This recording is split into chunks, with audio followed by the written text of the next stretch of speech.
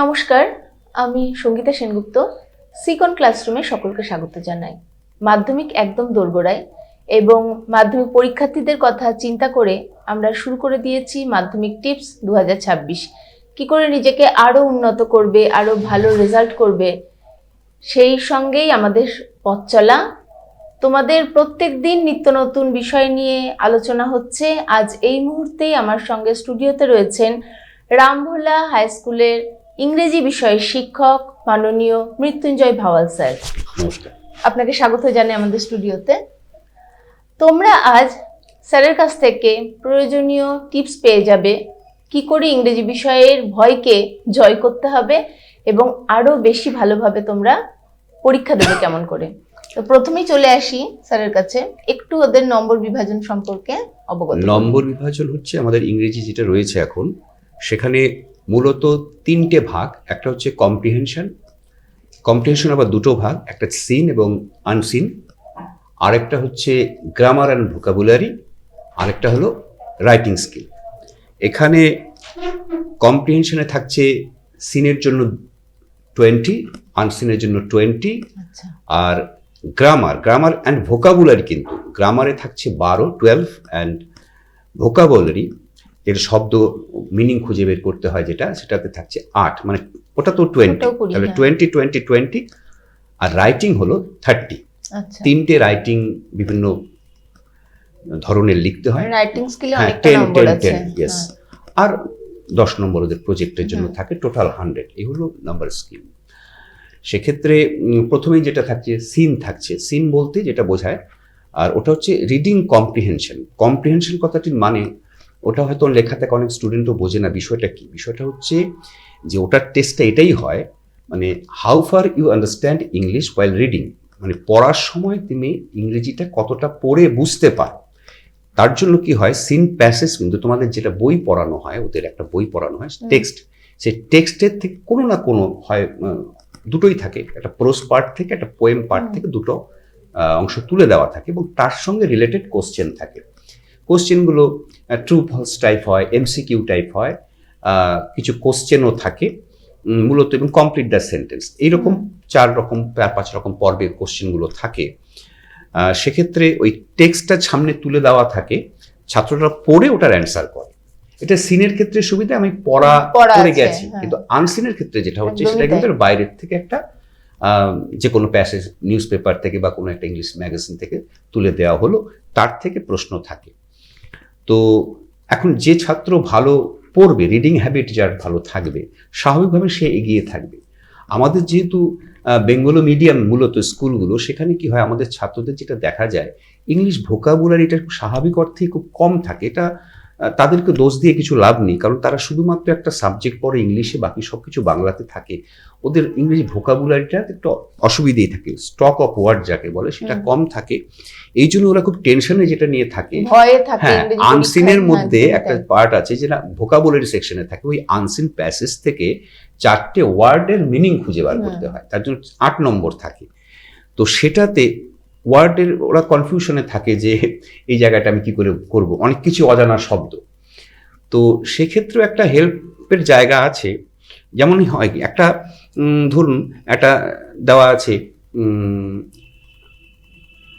Nicely, একটা ওয়ার্ডের nicely একটা ওয়ার্ড নিচে দেওয়া আছে ভোকাবুলারি, এটা মিনিং, সিমিলার মিনিং খুঁজে বার করতে হবে প্যাসেজ থেকে।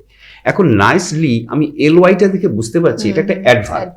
That means I have to look for an adverb in the passage. আমাকে একটা প্যাসেজের মধ্যে অ্যাডভার্ব, আমি যদি এখন অন্ধের মধ্যেও একটা যে একটা ওয়ার্ড শেষ হচ্ছে শন বা মেড দিয়ে, বোঝাই যাচ্ছে এটা কিন্তু খুব ভালো টিপস পেয়ে গেলে তোমরা। ভার্ব, বা হয়তো পাস্ট টেন্সে একটা ভার্ব রয়েছে ক্রিয়েটেড ইডি দিয়ে, বুঝতে পারছি ওটা ভার্ব, আমি ওটাকে সাবস্টিটিউট লাগিয়ে দিলাম, অজানা শব্দ। সেটা নয়, পড়ার সময়তে কি করতে হয়, অজানা যেগুলো শব্দ সেগুলো একটু মার্ক করে রাখতে হয় পেন্সিল দিয়ে, তাতে কি হচ্ছে এমনিতে শর্ট লিস্টেড হয়ে গেল। এবার তারপর থেকে দেখতে হবে ওয়ার্ডটা যেটা দিয়েছে সেটা নাউন কিনা। নাউন, আমাকে নাউনটাই খুঁজবো। আমি দেখা গেল ওখানে দেওয়া আছে একটা ভার্ব দেওয়া আছে এস যুক্ত, তার মানে আমাকে খুঁজতে হবে এস যুক্ত একটা ভার্ব। তাহলে ব্যাপারটা আমার শর্ট হয়ে যাচ্ছে না। তা অন্ধের মতো না খুঁজে ভার্বের এগেনস্টে ভার্ব খুঁজবো, অ্যাডজেক্টিভের এগেনস্টে অ্যাডজেক্টিভ খুঁজবো, নাউনের এগেনস্টে নাউন, অ্যাডভার্বের এগেইনস্ট, এটা একটা একদম। পদ্ধতি, তাতে কিছুটা হলেও ভালো টেনশনটা টিপস কমবে। তোমরা কিন্তু পেয়ে গেলে। আর গ্রামার সেকশনটা খুব সোজা থাকে ওদের, মানে সারা বছর ধরে নানা রকম গ্রামার, সারা বছর কেন বলবো, ওদের রাইট ফ্রম দ্য বিগিনিং 5 থেকে গ্রামারের মধ্যে থাকতে হয়। ওরা অনেক টেনশন করে, ছাত্ররা বিশেষ করে গার্জিয়ানদের দেখেছি খুব টেনশনে, গ্রামারটা বোঝে না, গ্রামারটা পারে না। অ্যাকচুয়ালি কি হয়, যে গ্রামারটা পরীক্ষায় আসে মাত্র 3টে ডু অ্যাজ ডিরেক্টেড আসে, 3 নম্বর। সেখানে একটা ন্যারেশন চেঞ্জ, একটা ভয়েস চেঞ্জ এবং আরেকটা অন্য কিছু থাকে। তো সেখানে ন্যারেশন চেঞ্জ আর ভয়েস চেঞ্জ ভালো করে শেখে, কারণ ওটা ছোটবেলার থেকেই 7-6 থেকে শেখানো শুরু হয়ে যায়। তো সেটা হলে পরে সেটা, আর আরেকটা যেটা, আর ভয়েস চেঞ্জ ওর তাই অন্য, ধরুন সিম্পল টু কমপ্লেক্স করতে বললো বা নেগেটিভ অ্যাফার্মেটিভ করতে বললো, সেটা একটা ব্যাপার। তা ওটা চাপ কিছু নাই। আর কি থাকে, phrasal verb, finding out. Phrasal ভার্বের ক্ষেত্রে একটা কিন্তু ব্যাপার আছে, ছাত্ররা প্রায় ভুল করে। ফ্রেজাল ভার্বের একটা লিস্ট দেওয়া থাকে, সেখানে একটা ধরুন দেওয়া আছে ডিস্ট্রিবিউটেড, নিচে একটা অপশনের মধ্যে আছে গিভ অ্যাওয়ে। এখন ডিস্ট্রিবিউটেড আমি বুঝতে পারি এটা ডিস্ট্রিবিউট মানে গিভ অ্যাওয়ে, পাশে লিখে দিলাম গিভ অ্যাওয়ে, কিন্তু ওটা কিন্তু একটা সেন্টেন্সের মধ্যে আছে। Distributed that means the president distributed the prices, that means it is past form. ওখানে দেওয়া আছে, আমি লিখলাম গিভ অ্যাওয়ে, আমাকে বলেছে ওয়ার্ডটা রিপ্লেস করতে, আমি যদি রিপ্লেস করে গিভ অ্যাওয়ে বসাই তাহলে রিপ্লেস হলো না, তো তার মানে হচ্ছে আপনার আমার গেল। এই জায়গাটা সতর্ক থাকতে হবে। আর যেটা আছে আর্টিকেল প্রিপোজিশন, আর্টিকেল প্রিপোজিশনটা খুব একটা ইংলিশের একটা খুব জটিল বিষয়। প্রিপোজিশনে ভুল করে না এমন লোক পাওয়া খুব মুশকিল। হ্যাঁ, অনেক শিক্ষিত লার্নিং, হয়তো আমি জানি গ্রামাটিক্যালি এটা কারেক্ট, কিন্তু দেখতে পাচ্ছি একজন বিখ্যাত লেখক লিখেছে আরেকটা প্রিপোজিশন যেটা গ্রামাটিক্যালি হয় না, কিন্তু ওটাকে কে খণ্ডন করতে যাবে? ঠিক আছে, একটা সমস্যা হয়। তবে আমাদেরকে শিখতে হবে প্রপারটাই, যেটা আসল। হ্যাঁ, ভুলের তো কোনো হতেই পারে। আর এই এখনকার সোশ্যাল মিডিয়া বা ফেসবুকের যুগে অনেক কিছু আমরা দেখতে পারি ভুল ইংলিশ, ওটাই ভুলটাই চালু হয়ে যায়। যেটা বেশি চলে সেটাই বোধহয় লোকে ভাবে যে এটাই সঠিক। তবে আমাদের প্রথম থেকেই সঠিকটা শিখতে হবে, ব্রিটিশ ইংলিশ ফলো করে। আর যেটা রয়েছে সিন আনসিনের যে ব্যাপারটা, আনসিন প্যাসেজটা কিন্তু অনেকে যেটা করে, একটা বদ অভ্যাস আমি বলি, বদ অভ্যাসটা বলি। কারণ সিন প্যাসেজটা নিয়ে অত টেনশন থাকে না, কারণ ওরা পড়াশোনা করে এসেছে, আর টেস্টও দিয়ে দিয়েছে মোটামুটি গোটা।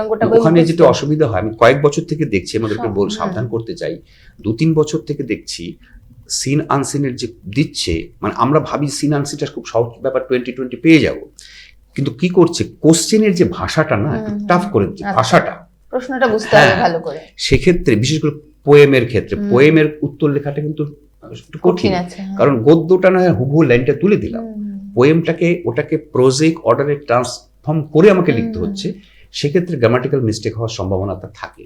তো এই ক্ষেত্রে ছাত্রদের একটু সতর্ক থাকতে হবে। আনসিন নিয়ে যে প্রশ্নটা ছিল ছাত্রদের পক্ষ থেকে, যে ওরা কি করে আরো ভালোভাবে নিজেকে প্রস্তুত করবে, কারণ ওরা আনসিন অনেকগুলো করার পরেও পরীক্ষার ঘরে গিয়ে ওদের যে টেন্ডেন্সিটা থাকে যে কমন পাওয়ার ব্যাপার, কমন পায় না, তখন মুশকিল। আরো কি করে নিজেকে উন্নত করবে? প্রথম কথা হচ্ছে আনসিন কথাটার মধ্যেই রয়েছে ওটা আনকমন। হ্যাঁ, আমি যেটা দেখিনি আগে, অদেখা একটা জিনিসই আসবে, সেক্ষেত্রে mentally you should be prepare for that. There will be unknown passage there will be in the exam. সেক্ষেত্রে অনেকে যেটা করে, ওদের বদ অভ্যাসই বলেন, ওরা না প্যাসেজটা থাকলো পড়ার দিকে যায় না, কোশ্চেনটা আগে দেখে, কোশ্চেনটা দেখে ইনফরমেশনটা দিয়ে ফিল আপ করা শুরু করে দেয়। কিন্তু নিয়ম হচ্ছে পুরোটা একবার পড়া, এইটাই একদম পুরোটা, মানে আমি উত্তরটা পেয়ে গেছি লাইনটাতে লিখে দিলাম তা নয়। হয়তো দেখা যাচ্ছে ওয়ার্ডটা আছে, মানে লাইনটা আছে ঠিকই, কিন্তু ঠিক পরেই হয়তো ওই বিষয়টাই আছে, একটু অন্য অর্থে দেওয়া আছে বা অন্য কনটেক্সট হয়ে গেছে জিনিসটা। তাই টোটালটা ধারণাটা করার জন্য একবার দরকার হলে দুবারও পড়তে হবে, ভালো করে পড়ে নিয়ে শুরু করো। হ্যাঁ, যতই ইজি হোক না কেন, দুবার পড়ে নিয়ে, এবং পড়ার সময়তে যেটা বললাম, ওই একেবারে যেটা ওয়ার্ডের মিনিং আমি জানি না, কিছুই বুঝলাম না, সেগুলোকে আন্ডারলাইন করতে হবে, এবং সেগুলোর অর্থ কি হয় আশেপাশের লাইনগুলো থেকে, কনটেক্সট থেকে একটা আইডিয়া করার চেষ্টা করতে হবে যে এটা এরকম হতে পারে। তারপরে উত্তরটা লেখা শুরু করতে হবে। যেটা কোশ্চেনের মধ্যে থাকে, ওদের কি থাকে, এমসিকিউ থাকে, ওদের 6 নম্বরের থাকে, ওটা মোটামুটি পারে। 3 নম্বরের সম্ভবত ওদের ট্রু ফলস থাকে। ট্রু ফলসের ক্ষেত্রে কিন্তু তড়িঘড়ি করা যাবে না। ট্রু ফলসটা কি হয়, হয়তো সম্পূর্ণ ঠিক আছে, একটা অপোজিট মানে ওয়ার্ড দিয়ে দিয়েছে, কিন্তু যেখানে কোশ্চেনে দেওয়া আছে যেটা লাইনটা মিলে যাচ্ছে, কিন্তু একটা ওয়ার্ড অপোজিট, ছাত্র দেখে হচ্ছে এই লাইনটা তো এখানে রয়েছে, দিয়ে দিলাম ট্রু, দেখা যাচ্ছে উল্টো মিনিং হচ্ছে ফলস। সেক্ষেত্রে ভালো করে পড়ে ওটা কিন্তু পড়তে, হ্যাঁ পড়ে নিয়ে মূল ভাবটা বুঝতে হবে, শিওর হয়ে ট্রু ফলসটা করতে হবে। আরেকটা বলি, ট্রু ফলটা একটা সাপোর্টিং সেন্টেন্সও লিখতে হয়, মানে একদমই তাই, ফলস হলে how do you know that it is correct, it is true or false. তো সেক্ষেত্রে কি হয়, অনেক সময় কি হয়, তো ট্রু লিখেছে কিন্তু ব্যাপারটা ফলস, হ্যাঁ উত্তরটা ফলস হবে, কিন্তু ও যেটা তুলেছে কোটেশনটা বা সাপোর্টিং সেটা ঠিক, মানে ওটা ফলসের নিরিখে ঠিক হচ্ছে, ট্রুর নিরিখে ঠিক হচ্ছে না, ও কিন্তু ওই নাম্বারটা পাবে না। কিন্তু যদি ট্রু ফলসটা ঠিক থাকলো কিন্তু সাপোর্টিং সেন্টেন্সটা ভুল লিখেছে, তাহলে 2 এর মধ্যে কিন্তু সে 1 পাবে। আচ্ছা, এক্ষেত্রে দুটোই কারেক্ট হলে 2 নম্বর করে পাবে। আর একটা জিনিস করে অনেকে না, লেখার সময়তে না হয়তো ট্রু লিখেছে, পরে হয়তো সেই হল থেকেই শুনেই হোক বা নিজের মধ্যে এলো এটা ট্রু না এটা ফলস হবে, তখন ওটার মধ্যে কাটাকাটি করে ট্রুটা কাটা আছে এখানে এফ বানালো, ওটা কিন্তু দেবে না। সেটা কি করতে হবে, বক্সটাকে বক্সে থাকুক, বক্সটা বাদ দিয়ে ওটা কেটে দিয়ে বক্সের পাশে লিখতে হবে ট্রু পরিষ্কার করে, কারণ ওই ট্রু হয় ফলসও হয়, এই কনফিউশনের এক্সামিনারকে ঠেকা না, এটা ভাবে যে আমি দিয়ে রাখি হয়তো দিয়ে দেবে, না পরীক্ষক বোকা না, এবং পরীক্ষক একটু ক্ষিপ্ত হয়ে যায়, নাম্বার দিতে চায় না।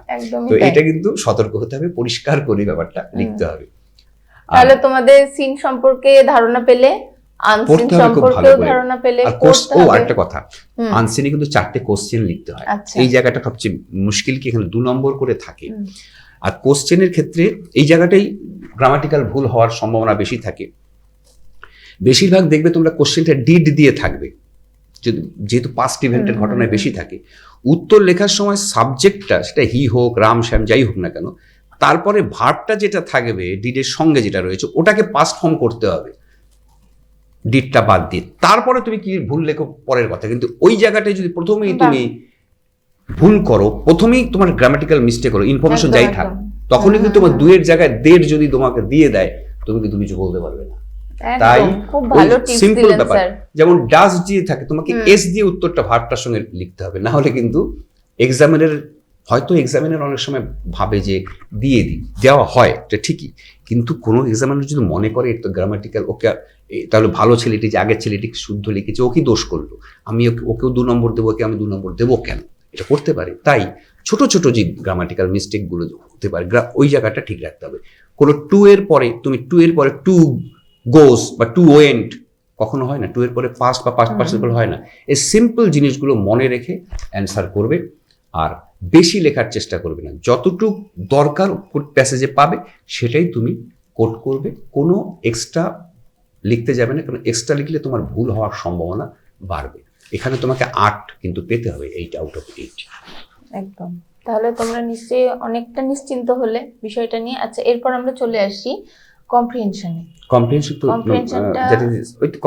তো সিন আনসিনের মধ্যে, সিন আনসিনটা হলো রাইটিং স্কিলে চলে আসে। রাইটিং স্কিলের ব্যাপারটা, রাইটিং এর ব্যাপারটা নিয়ে অনেকের টেনশন থাকে, ওদের ব্যাপারটা যেটা থাকে 3 রকম রাইটিং থাকবে, এবং যেটা হচ্ছে কোনো অপশন থাকবে না, মানে এটা বদলে এটা লেখো এরকম ব্যাপারটি থাকছে না, 3টেই লিখতে হবে 30 মার্কসে। ক্লাস 9 থেকে তার প্র্যাকটিস অবশ্য ওদের থাকে, এটা ওরা জানে সেটা। এবং রাইটিংয়ে সাধারণত পয়েন্ট দেওয়া থাকে। আমি যেটা বলবো, আগে কেমন হতো, আগে একটা এক্সামিনার হিসেবে আমরা বুঝেছি, ওর একটা পড়লাম ভালো লাগলো, কারো ভালো লাগলো, কেউ 8 দিল, কারো ওইটাই হয়তো কেউ আরেক এক্সামিনার 5 দিল। এখন কিন্তু আমাদের এক্সামিনারদেরকে অনেক বেঁধে দিয়েছে, কিরকম ওই লিখে দেওয়া থাকে পার পয়েন্ট অনুযায়ী 1+1+1+।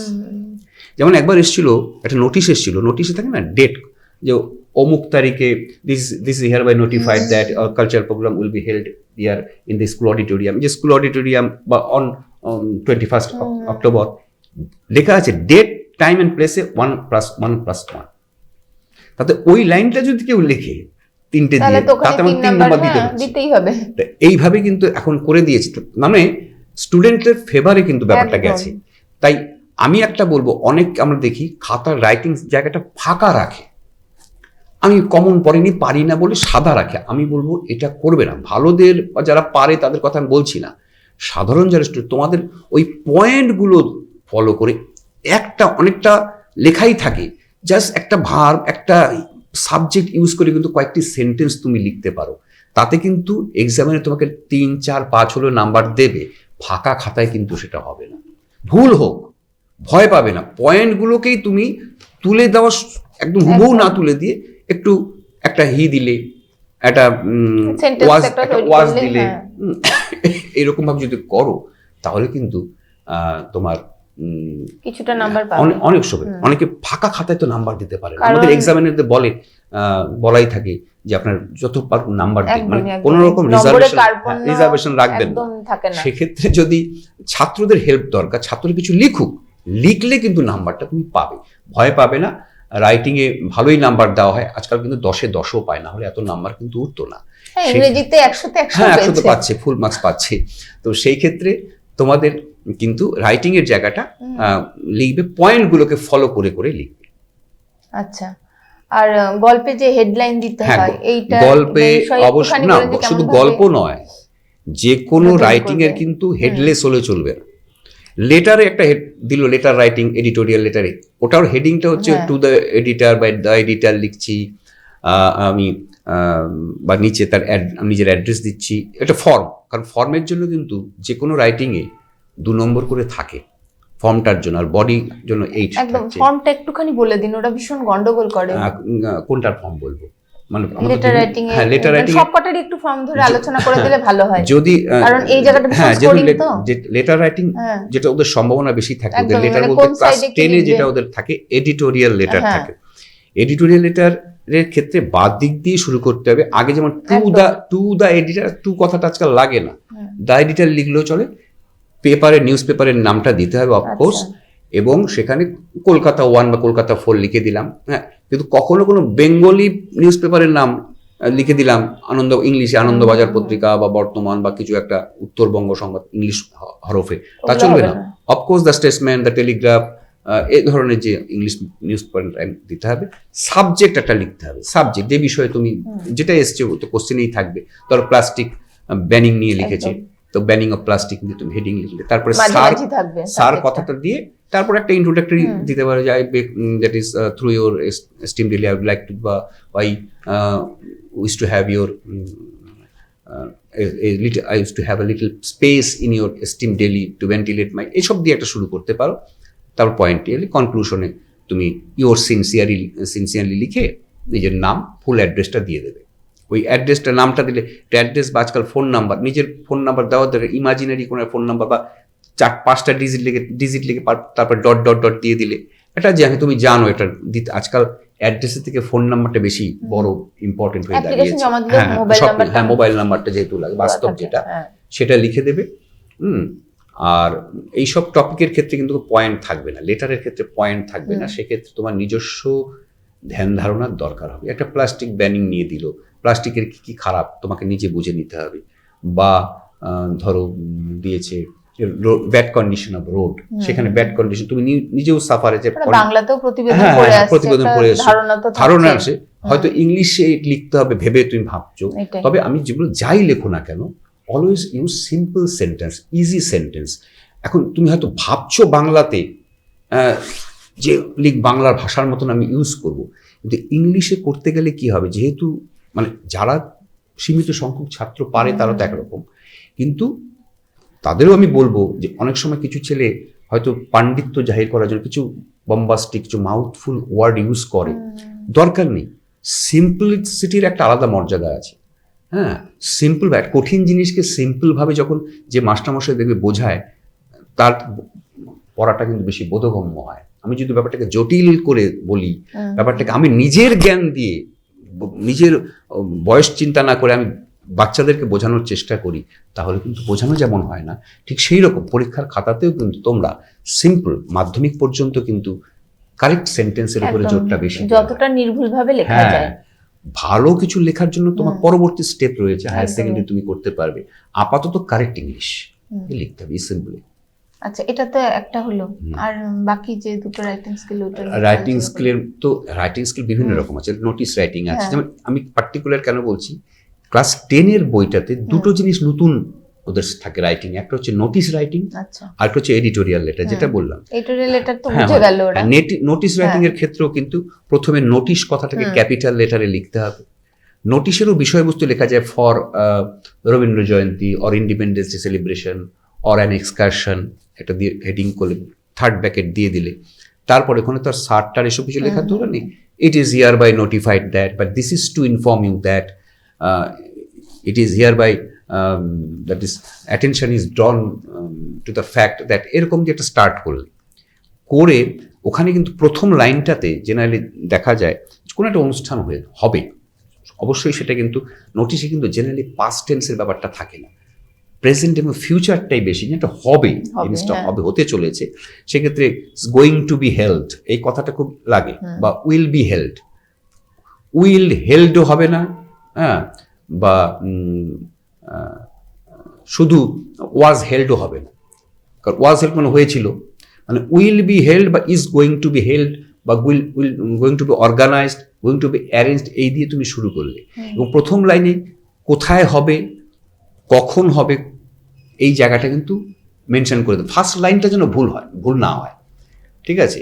তারপরে তুমি ক্রমে সেই অনুষ্ঠানের পারপাসটা একটা এক লাইনে লিখতে পারো, বা কে কারা কারা ডিগনিটারিজ আসছেন, গেস্ট আসছেন, তাদের নামটা মেনশন করলে ডিসিপ্লিন মেনটেন করার কথা তুমি বলতে পারবে। শেষে তুমি একটা কথা লিখতে পারো যে for further information you will conduct the understand or the this and this teacher you can conduct, এটা লাস্ট লাইনে লিখলে। বা looking forward to your active cooperation, বা we solicit your active cooperation to make this programme grand success, এটা দিয়েও তুমি ending করতে পারো। আর সেখানে কিন্তু শেষে কিন্তু যেটা লিখতে হবে যে প্রথমে তোমার নামটা দেবে।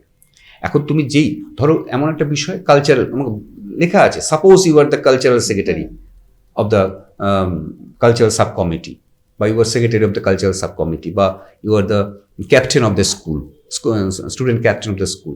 সেক্ষেত্রে সেই ডেজিগনেশনটা তোমাকে আগে নাম, তার এই জায়গাটা ভুল করে অনেকে, লিখতে হয় হচ্ছে নামটা লিখলে সেক্রেটারি, এক লাইনে শেষ হয়ে গেল, তার নিচে কালচারাল সাব কমিটি, তার নিচে স্কুলের নাম, বাপাশে সাধারণত স্কুল নোটিশের ক্ষেত্রে এনি নোটিশ যেই হোক না কেন, without the prior consent of the headmaster or headmistress, no notice can be circulated.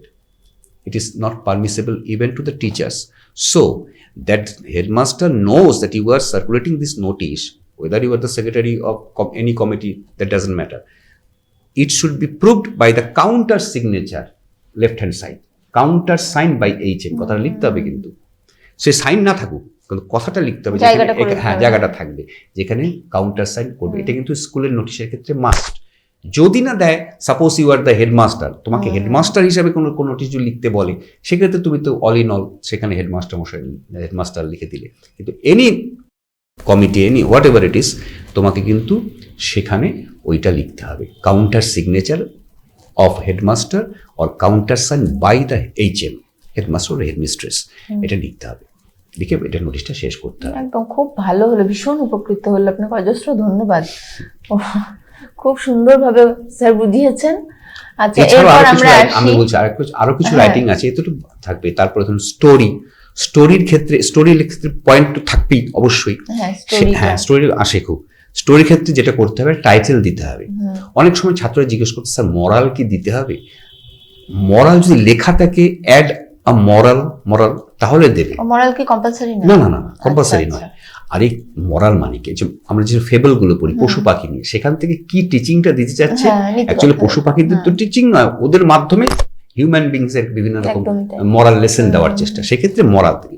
কিন্তু কতগুলো স্টোরি থাকে কি, সেগুলোতে একটা গল্প পড়ে আপনার একরকম মনে হতে পারে, একটা মরাল আপনার মনে হতে পারে, আমার তো আরেক রকম শিক্ষা ওখান থেকে হতে পারে। সেক্ষেত্রে এটা ওপেন টু অল। সেক্ষেত্রে আমি এই মরালই নিলাম বলে সুতরাং লিখে দিলাম, এটা কনক্লুশন ড্র করলাম, তা হয় না। যদি না বলে মরালের কথা চিন্তা করতে হবে না, শুধু টাইটেলটা কিন্তু দিতে হবে। যদি লিখে দেয় যে অ্যাড এ মরাল, না যদি মেনশন করা না থাকে তাহলে টাইটেলের জন্যই থাকবে শুধু মরাল, ওর কোনো চিন্তার কারণ নেই। আরেকটা কথা, স্টোরি কিন্তু পাস্ট টেন্সে লিখতে হবে, পয়েন্টের মধ্যে প্রেজেন্ট টেন্সে থাকে গোজ, তোমাকে টু এন্ড করতে হবে। যেমন এ কিং দিয়ে পয়েন্ট শুরু হয়েছে, তুমি শুরু করবে কি করে? এ কিং ওয়াজ না, দেয়ার ওয়াজ এ কিং, দেয়ার দিয়ে শুরু করতে হয়। বাংলাতে আমরা বলতে পারি এক ছিল রাজা, ইংলিশে কিন্তু একটা দেয়ার দিয়ে কথাটা শুরু করতে হয়, ওটাকে বলে ইন্ট্রোডাক্টরি দেয়ার, নাহলে শুরু করতে পারবেন। যদিও দেয়ারের ওইটাতে কোনো মানে হয় না, কিন্তু শুরু করতে গেলে, যেমন এখন 10টা বাজে, বলতে হবে ইট ইজ 10, না ওটা না বললে ইট ইজ 10 বলে বোঝা যাবে এখন 10টা। ইটের কোনো মানে হয় না, ইন্ট্রোডাক্টরি। তো এইরকমভাবে গল্পটা শুরু করবে, পাস্ট টেন্স ফলো করতে হবে। আর গল্পের মধ্যে যদি পারো একটা দুটো ডাইরেক্ট স্পিচ, মানে ডায়ালগ ফর্মে। আমি যে কোনো গল্প ডায়ালগ থাকলে খুব এন্টারটেইনিং হয়। যে কোনো বই আমরা যখন পড়ি, টানা লেকচার দিয়ে যাচ্ছে, বেশিক্ষণ ভালো লাগে না, এসে টাইপের। গল্পের মধ্যে তোমরা কিন্তু ডায়ালগ দেওয়ার চেষ্টা করবে, মানে দু একটা অন্তত কোটেশনের মধ্যে, তাহলে ভালো হয়। কালারটাও চেঞ্জ করতে পারে পেন। হ্যাঁ, খুব ভালো হয়। তো খাতাটা সুন্দর করার উপরে কিন্তু বিরাট একটা ব্যাপার। ভালো কথা বলেছেন। অনেকে ভাবে আমি তো লিখে দিয়েছি, ব্যাস হয়ে গেছে, দারুণ দিয়েছি, কিন্তু না, সবাই ভালো লেখে। খাতার ডিস্টিংশন কিন্তু খাতার পরিচ্ছন্নতার উপরে না। হাতের লেখাটা কোনো ফ্যাক্টর নয়, হাতের লেখা এখন তোমার চেঞ্জ হবে না, কিন্তু তুমি খাতাটাকে পরিচ্ছন্ন তুমি করতে পারো। কাটাকাটি করলে না, দুটো ওয়ার্ডের মধ্যে গ্যাপটা রাখলে, দুটো লাইনের মধ্যে গ্যাপ রাখলে, লেখার পরে মার্জিন দিয়ে দিলে, প্রত্যেকটা লেখার শেষে নিচে দাগ দিয়ে দেবে, বক্সের মধ্যে লিখবে, যত রকম ভাবে জিনিসটাকে তোমাকে দেখো, তোমাকে তো এক্সামিনার চেনে না, তোমার খাতাটা পেয়েছে, তুমি যে একটু আলাদা এটা বোঝাতে হবে তোমার খাতা।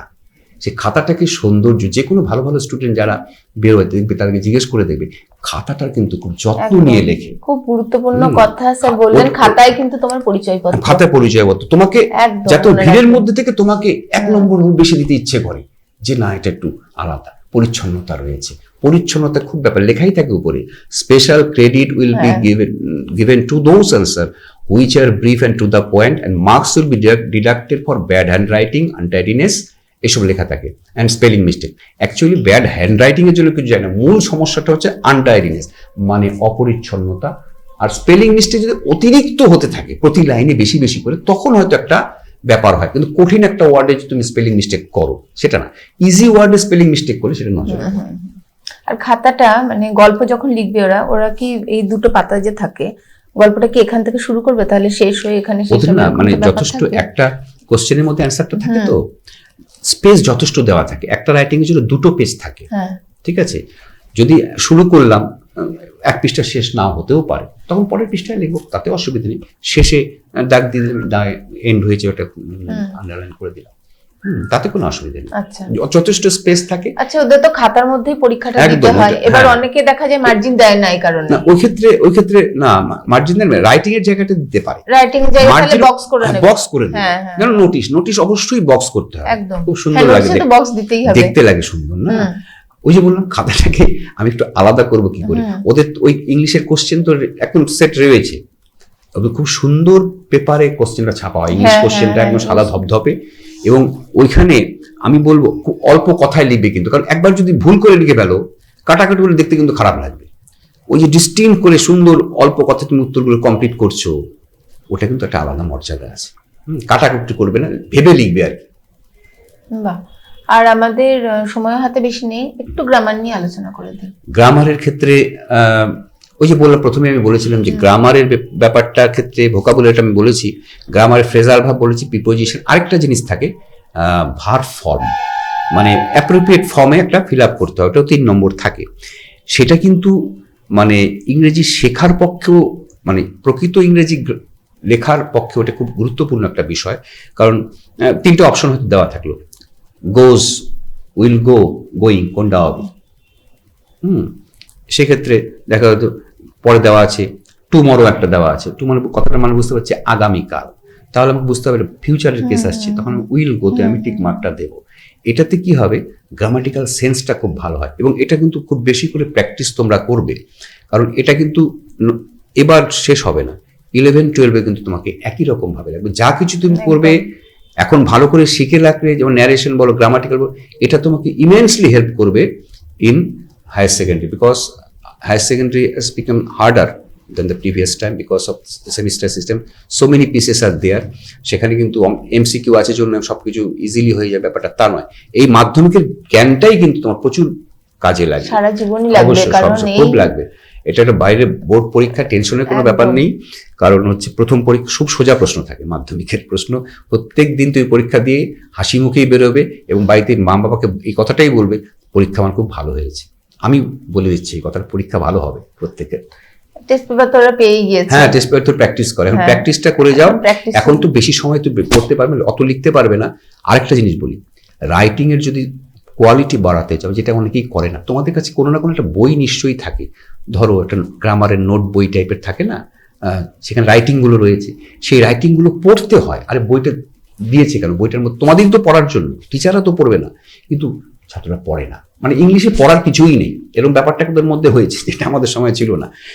ওই রাইটিং গুলো পড়ো, ওখানকার ভাষাগুলো কি বারবার মুখস্থ করতে বলছি না, কিন্তু ভোকাবুলারিটা বেড়ে যায়, যেটা প্রথমেই আমরা আলোচনা করেছিলাম যে তোমার ইংলিশ নলেজ বাড়বে। তাছাড়া কি তোমার নতুন নতুন কনস্ট্রাকশন সম্পর্কে ধারণা হবে, তো ভেতরে ঢুকে যাবে। তো মুখস্থ করতে বলছি না, কিন্তু তুমি খালি পড়ে যাও, তাতে দেখবে পরীক্ষার সময় ঠিক ঠান্ডা মাথায় থাকে। আর পরীক্ষার সময়তে পরিবেশটা থাকে সবচেয়ে সুন্দর, ওই সময় মাথা খোলে ভালো। তুমি ভাববে যে পরীক্ষার হলে এমন একটা সেন্টেন্স তোমার মাথায় এসে গেল, তুমি সাধারণ সময় আসেনি কখনো, এত সুন্দর লিখে ফেললাম কি করে, এটা তোমার মনে হতে পারে। কারণ পরিবেশ, ওই যে ফুল কনসেন্ট্রেশন, ওই শান্ত অবস্থা তোমাকে ফুল ভাবে ইউটিলাইজ করে দেয়, সেটা তোমার ব্রেনটা ইউটিলাইজড হয়। সেক্ষেত্রে ওইভাবে তোমরা লিখবে, টেনশনের কোনো ব্যাপার নেই, ভালো হবে। মানে গাছে যেমন ভাবে সার দেওয়া হয়, চারা গাছকে বড় করে করে ঠিক একটা সময় ফুল ফোটে, ফুল ফোটার সময়টা পরীক্ষার হয়। সুন্দর সুন্দর ফুল ফুটবে খাতার মধ্যে। Practising and reading the writing parts. এখন যত পারো সার প্রয়োগ করে যাও, so that your vocabulary can be increased. খুব ভালো হবে পরীক্ষা। তো আর কি কিছু বলার আছে, না পুরো সিলেবাসটা হলো? ইয়েস, মোটামুটি সিলেবাস কমপ্লিট করে দিয়েছি। এখন পরীক্ষার সময়তে ইংলিশ এখন তো লেখার তুমি শুধু যেটা বললাম রাইটিংটা পড়ে যাও, আর কিছু ফ্রেজাল ভাবের জায়গাটা একটু দেখে যাও, যদি বাই চান্স কোনো ফ্রেজাল ভাবের খুব সোজাই থাকে, যেগুলো খুব কমন সেগুলো প্র্যাকটিস করবে। আর আর্টিকেল প্রিপোজিশন কিছু যে ফিল ইন দ্য ব্ল্যাঙ্কস, এগুলো একটু করে যেতে পারো। আর পোয়েমের যে পার্টটা থাকবে 8 নম্বর থাকে, কিন্তু 4 নম্বর থাকতে পারে, 8 নম্বরই থাকে, যে পোয়েমগুলো কিন্তু একটু ভালো করে পড়ে, পোয়েমের কোশ্চেন যদি একটু লিখে প্র্যাকটিস করতে পারো, এটা ভালো হবে। তাহলে তোমরা আজ স্যারের কাছ থেকে অনেক গুরুত্বপূর্ণ টিপস পেয়ে গেলে, এবং এর দ্বারা আমরা বিশ্বাসী যে তোমরা ভীষণভাবে উপকৃত হবে। তো এই কারণেই সিকন ক্লাসরুম আছে তোমাদের সঙ্গে, মাধ্যমিকের টিপস রয়েছে তোমাদের সঙ্গে। প্রতিদিন আমরা চাইছি তোমরা আরো নিজেকে উন্নত করো, আরো সুন্দরভাবে পরীক্ষা দাও, এবং সব থেকে বড় ব্যাপার আত্মবিশ্বাসী হয়ে ওঠো। পরীক্ষা ভালো করার জন্য শরীর একদম ঠিক রাখতে হবে, কাজে বাড়ির পরিবেশও খুব ভালো থাকে যেন এই সময়, বাড়ির প্রত্যেকে যেন সুস্থ থাকে। And mobile. You should keep yourself away from mobile for at least for some days. ভীষণ গুরুত্বপূর্ণ, এটাও কিন্তু একটা টিপস। হ্যাঁ, ভালো পরীক্ষার এটাও মাথায় রাখতে হবে। তো সুস্থ থেকো, ভালো থেকো, পর্যাপ্ত ঘুমের প্রয়োজন, আর মনোসংযোগ। আমি বারবার যে বিষয়ের ওপর গুরুত্ব দিই, ধ্যান প্রাণায়াম করো এই সময়, একটু শরীর ঠিক রাখো, মন ঠিক রাখো। পরীক্ষা কোনো ব্যাপার না, জীবনের প্রথম বড় পরীক্ষা, খুব ভালো হবে। তো অনেক শুভেচ্ছা রইল তোমাদের, অজস্র ভালোবাসা। সিকন ক্লাসরুমের পক্ষ থেকে শুভকামনা জানিয়ে আজকের মতো এখানেই শেষ করছি। Wish you all success. দেখা হচ্ছে অন্য কোনো বিষয় নিয়ে আবার নতুন এপিসোডে। সকলে খুব ভালো থেকো, ধন্যবাদ।